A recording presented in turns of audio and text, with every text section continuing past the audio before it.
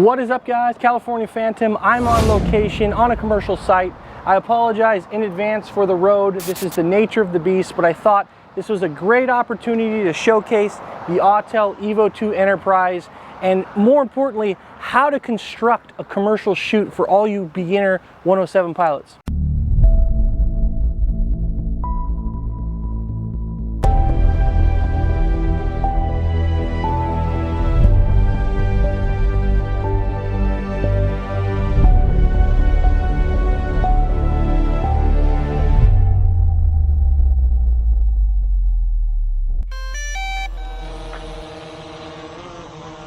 First things first, you're going to want to know about 50%, maybe 75% of all your commercial shoots are going to be required to shoot with a specific shot list. So this doesn't necessarily apply to you. This applies to everyone who has a commercial shoot, has been given a property, but doesn't know what to do. I'm going to be able to give you a rubric shot list guide.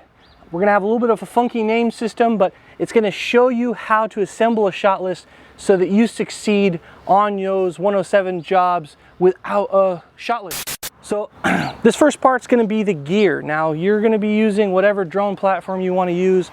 I'm using the Autel EVO II Enterprise. That's my commercial shoot of choice, companion with the smart controller. Love the screen size. Shout out to Advexture who shipped this out fast to me. But I want to talk a little bit about the other gear. Now, living in California, things can get a little bit rough. We have a lot of Karens out here, as well as some Kens. And first things first, you're going to notice is I'm wearing one of these squirrely vests. It's got the 107 pilot on the back.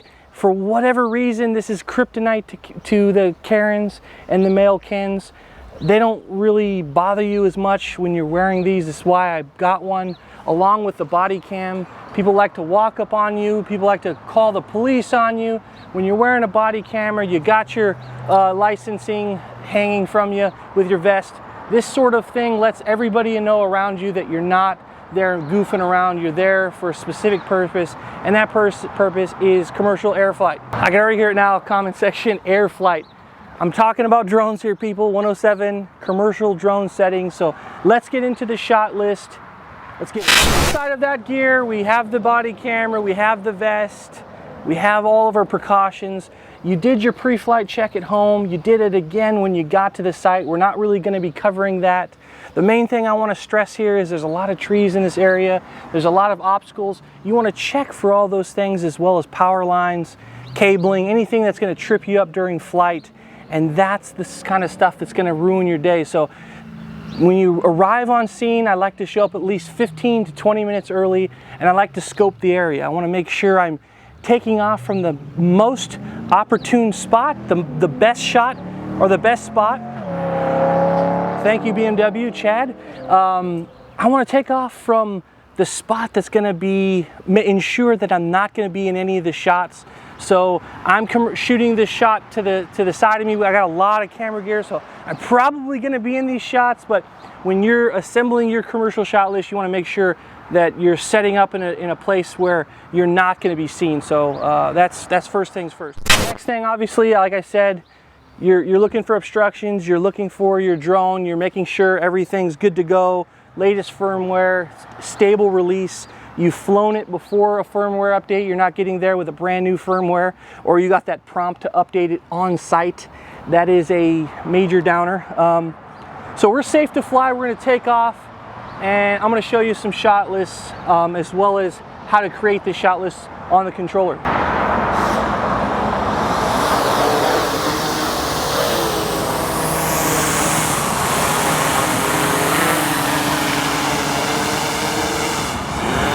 Now that we got the drone in the air, we're going to start with the orbit shot. So what you want to do is get around that subject property like so. You want to get a center reference point. That's the key there. So this property is a multi-tenant unit, so we're going to go right in the center and focus on that center point. Make sure you got the entire parking lot, all of the structures to the street.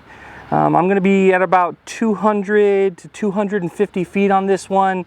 And once you've lined yourself up, a lot of people, especially if you're a DJI owner, you're going to use an automatic orbit But again, this is for the old school. I love doing manual because I can change up the speeds on the fly. I can change directions on the fly. I don't have to waste time in the air programming it all. So just begin your orbit just like this. A little sample here. Put it up on the screen. And that's basically how your orbit's gonna look. On a shot list setting, I like to do one orbit that's clockwise and one orbit that's counterclockwise. You want to keep that same speed. Again, you can ask the client, relay the client if you'd like. I try and leave as few questions as possible to them because I don't want to overwhelm them. A lot of them aren't really familiar with the progress or the situation of flying a drone, so they're not really going to know, yeah, do I want it fast, do I want it slow? Just try and keep an average speed relative to the vehicles and the surrounding movement in the scene, and that's kind of a good bouncing off point. If the property is especially large, you're obviously going to want to speed up those orbits to make everything capture enough distance relative to that 10 or 15 second window. You don't want to make an orbit that's going to last 5 minutes all the way around a property. Moving right along from the orbit, I go straight into a simple flyover. Flyover is pretty simple. You want to take the front of the property, or what seems to be the front. I'm going off of the main pylon signs here in its relationship to the main road, and I'm just lining it up just like this here, and I'm going straight at it. So I want to split all the properties. I want a low elevation flyover and a high elevation flyover. Consider the low elevation flyovers anywhere between, just take the roof height and add 50 to 75 feet, and that's a low flyover. You want to start from the property over, just like I did, and fly over just like this. Now, for direction changes, I always go from front to back and then from left to right. Keep in mind the position of the sun. You want to try and avoid as much as possible flying towards the sun. So in this situation, if I go from right to left, I'm towards the sun. So I'm going to choose and opt to go from left to right. It's just something simple, keep yourself in mind. Moving right along, you want to go into a rise and reverse shot. Some people call this a rocket shot, but you want to take the central office, the central main store of a strip mall, of a commercial property that you're shooting. You want to try and get as low as humanly possible, but keep in mind, as you rise and reverse, if you don't have those rear obstacle avoidance, you want to make sure you're keeping in track of trees and power lines behind you, because you're going to be falling back. You're going to want to make sure you're giving yourself enough room. So I try roof level, draw it back, and we're going to do it right here.